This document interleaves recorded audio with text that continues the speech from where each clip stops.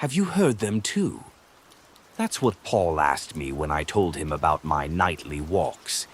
I had confessed to him that I had been watching an old, abandoned building on the outskirts of town for weeks.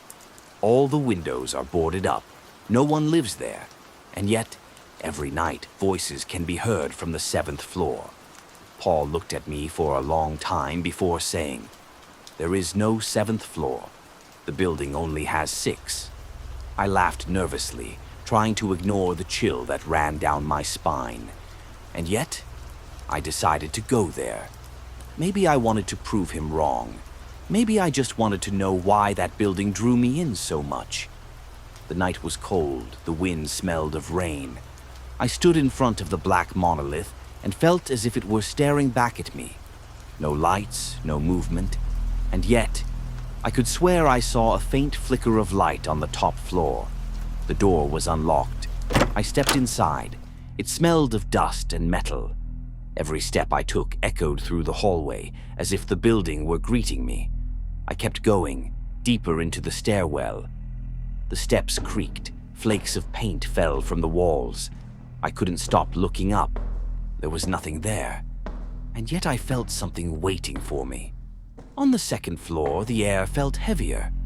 When I stopped walking, I heard another step. Not mine. It came from above. I told myself it was just my imagination, but my heartbeat betrayed me. I kept climbing. On the 4th floor, I felt the walls closing in. The stairs seemed longer, almost endless. The air was warm, stifling. Sweat ran down my back. On the 6th floor, I froze. I was sure I heard voices, a whisper, so faint I could barely understand it. "Come up." My heart skipped a beat. I was alone. Or was I? Suddenly, it was there. Another flight of stairs that shouldn't have existed, as if it had always been there, just waiting for me to notice. At the top, everything was quiet. Only one door stood open. I stepped inside. The room was empty, except for a mirror on the far wall. I walked closer. My reflection stared back at me. Then it smiled. "Finally, you're here." My heart was pounding. Who are you?" "I am you." I stumbled back, but the reflection didn't follow.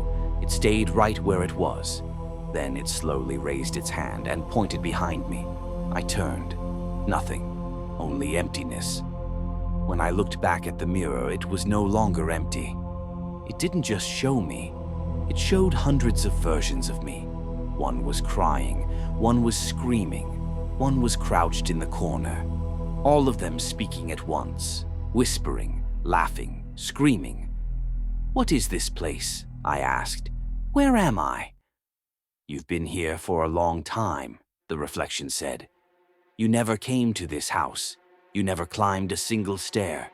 You've been up here all along." "Up here? In your head?" I felt dizzy. The voices grew louder. They filled the room, echoing from the walls. The mirrors closed in on me. Everywhere I looked, my own face staring back. "You thought you could escape," the other me said. "But the 7th floor was never a place. It was a thought. Your thought. And now you're right where you belong." I ran, searching for a way out, but every door led back to the same room. The voices screamed until I could no longer understand them. And then, silence. I opened my eyes. White walls, a small room, a narrow table, a single chair. Someone was sitting across from me. "Are you back with me?" a calm voice asked. It was Paul. He was wearing a white coat. A small badge glimmered on his chest. "Paul Mertens, Psychiatry." My gaze locked on the badge.